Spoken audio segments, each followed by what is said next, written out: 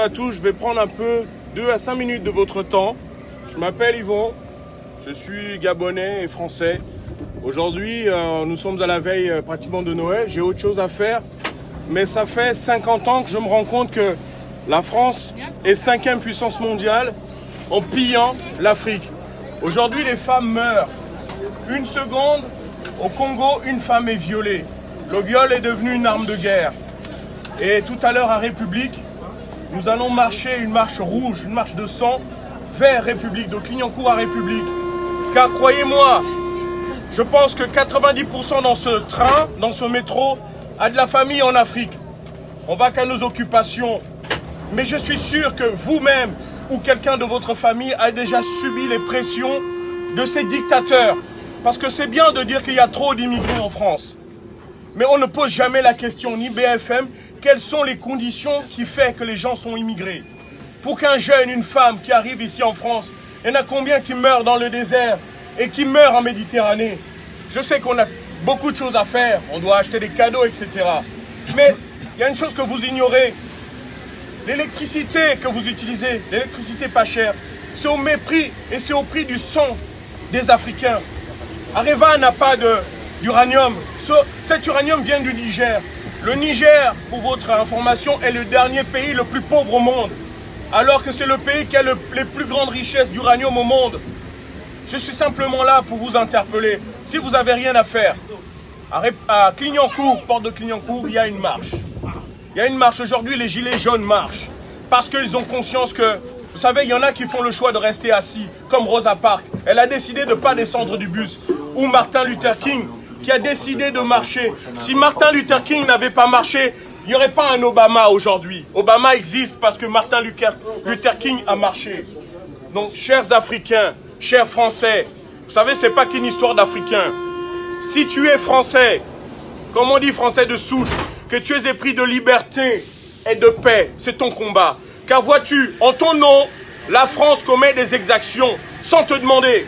Je ne pense pas que tu as voté pour Macron, ni pour Sarkozy, ni pour Hollande, ni pour Chirac, jusqu'à De Gaulle, pour qu'ils agissent en ton nom. Mais vois-tu, c'est que qui ne dit rien consent. Comme disait Martin Luther King, un temps vient où ton silence est complice. Si aujourd'hui les gilets jaunes se sont levés, c'est parce qu'ils ont compris une chose. Ceux qui sont censés les représenter ne les représentent pas. Le peuple a un pouvoir et la vraie démocratie, c'est lorsque le peuple se lève. C'est lorsque le peuple a conscience que lui seul peut décider de son avenir.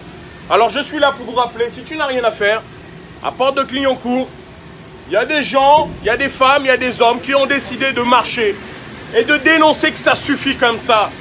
L'Afrique ne peut pas simplement être synonyme de guerre et de pauvreté. L'Afrique, ce sont des femmes, ce sont des hommes qui ont la connaissance. Moi, j'aimerais rentrer chez moi au Gabon. Mais depuis le 27 août 2016, on a voté pour un président. Et ce président ne rentre pas dans les intérêts de la France. Aujourd'hui, je ne peux plus rentrer au Gabon.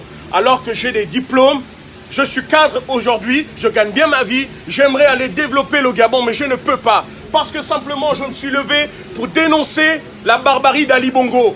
Et pour votre information, le Gabon n'a connu que 2 présidents en 50 ans. Le père, Omar Bongo Ondimba, le grand argentier de la France.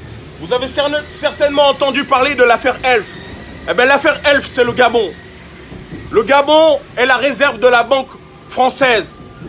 Il faut le savoir. Aujourd'hui, le scandale, 50% des avoirs des pays africains dorment dans la Banque de France. Et croyez-moi, c'est une violence. C'est comme si on demandait à la France... Il faut aller au Gabon. Mais monsieur, j'aimerais aller au Gabon. Sauf qu'on m'empêche d'aller au Gabon. Il y a eu une résistance française. Il y a des résistants français. Mon grand-père en faisait partie. Oui, mais vous savez, votre grand-père n'a pas libéré la France. Allez dans les cimetières en Alsace, monsieur. Vous allez vous rendre compte que les Français sont très peu nombreux dans les cimetières. Eh bien oui, c'est la réalité. Les Français étaient des poltrons dans les cimetières lors de la Seconde Guerre mondiale. Mon grand-père a combattu. Mon grand-père a libéré la France. Je suis sûr que votre grand-père faisait partie des poltrons. Je suis sûr de ça. Ça, je suis sûr.